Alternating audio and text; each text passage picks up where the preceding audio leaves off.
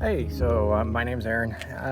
One thing I noticed with RV inverters is there's not much information on them. Sorry about that.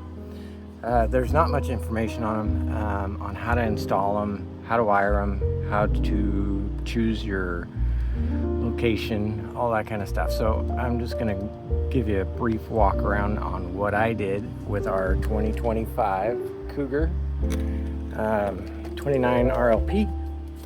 So this had inverter prep, which is basically just a loop of Romex, which is coming out up there in the pass-through, and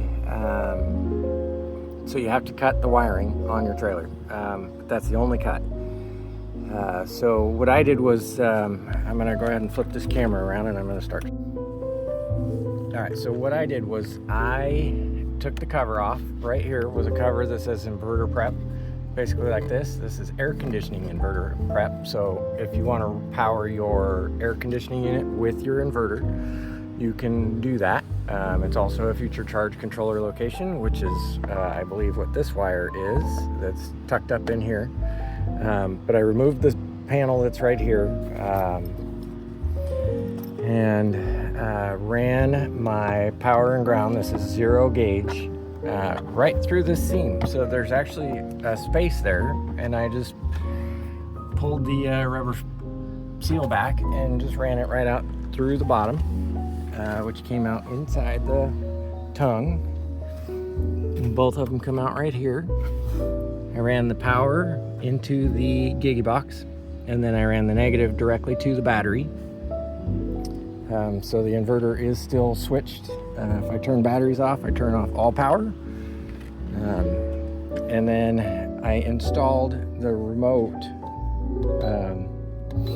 on the panel that goes here. That's all I have to put back, and I'm all done. But so what I did was I had my wife inside the trailer. I turned the main breaker off, cut the wire, stripped it back, and then used a tester to check for 120 volt power. And I just knocked on the side of the trailer. She turned the breaker on, the main breaker. I found which side was hot, which they indicated actually if you cut the loop right in the center, if you pull it all the way out and cut it at its longest point, they put a piece of black tape on the hot side, which is the AC input side.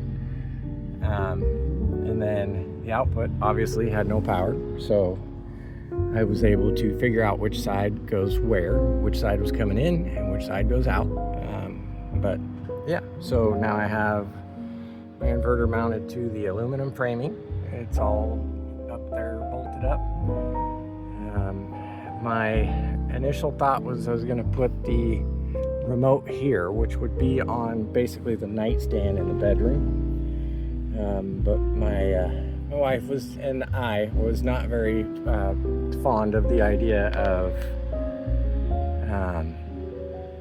cutting holes in our cabinetry. So I just cut the hole in this panel here that goes, basically just covers up this wiring.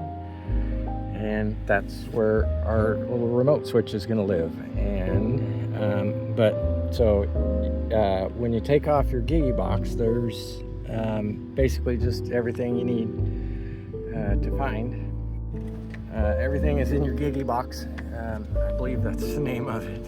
It's a kind of a goofy name, but so on the inside of the lid is a diagram that tells you what breakers run what. And there are breakers in there. It's not just an on-off switch. It is basically an electrical panel for your 12 volt system. So in there tells you exactly what's connected to what and what's available and how big of an amperage breaker is on it. So this 2500 watt inverter that I installed is actually on a 30 amp breaker, 12 volt breaker. So but yeah, so I was really nervous about this job because if something goes wrong, you burn up your trailer, and nobody wants to do that. So, or burn up your RV, and that's not something that people would look forward to. So, thought I'd just give you this little rundown of how I did it, and hopefully it'll help somebody else out in the future.